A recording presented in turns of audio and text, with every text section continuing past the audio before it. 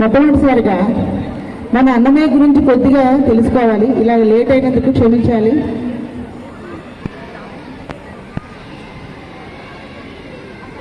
పదిహేనవ శతాబ్దానికి చెందిన తాళపాక అన్నమాచార్యులు వెంకటేశ్వరుని మీద 32,000 సంకీర్తనలు రచించారు.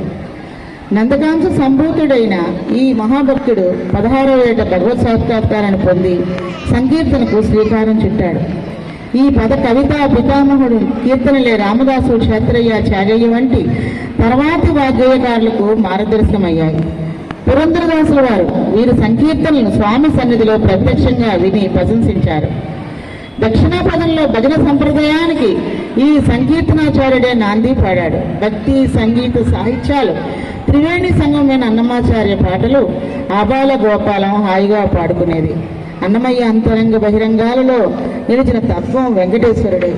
ఆడినా పాడినా పొగడినా తెగడినా కలిసినా కసిరినా కోసరినా కలిసినా కలహించిన అతనితోనే తాను జపించి తపించిన వెంకటేశ్వర మంత్రాన్ని సంకీర్తన ద్వారా మనకు ఉపదేశించాడు. ఆ శ్రీనివాసుడు తన స్వామితో కడసారిగా ఇలా అంటున్నాడు: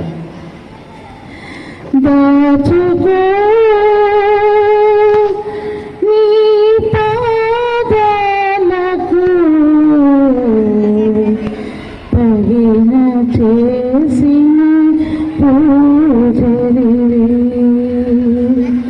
పూజి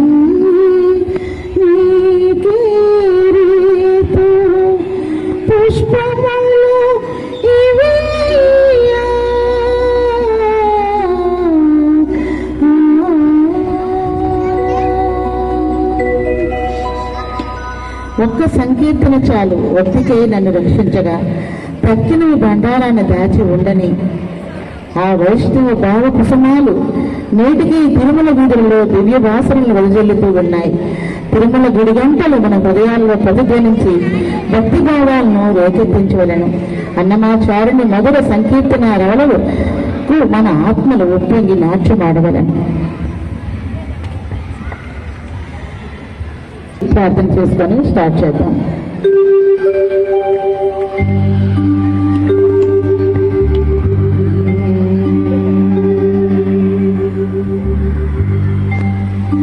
శ్రీ గణనాదం భజరి, శ్రీ గణనాదం భజరి, చిత్త పరాసేకియుగం. శ్రీ గణనాదం భజరి, చిత్త పరాసేకియుగం.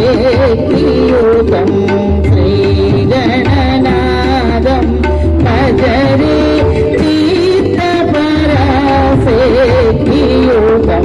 శ్రీ గణనాదం భజరి.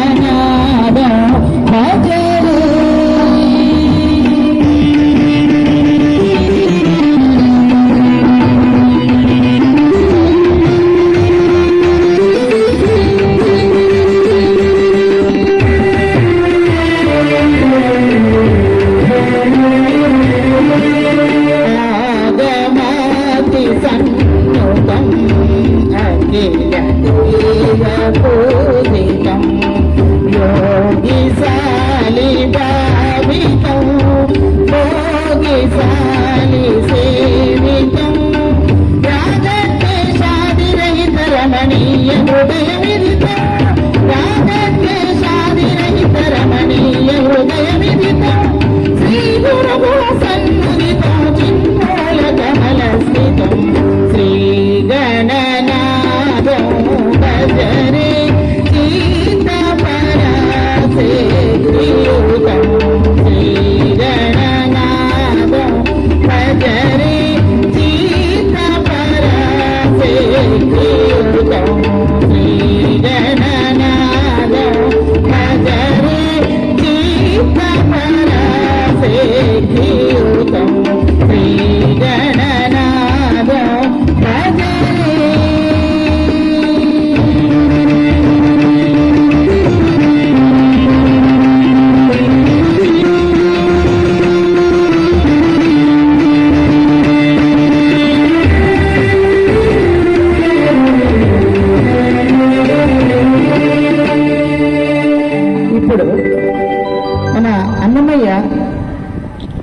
అయినటువంటి వెంకటేశ్వర స్వామి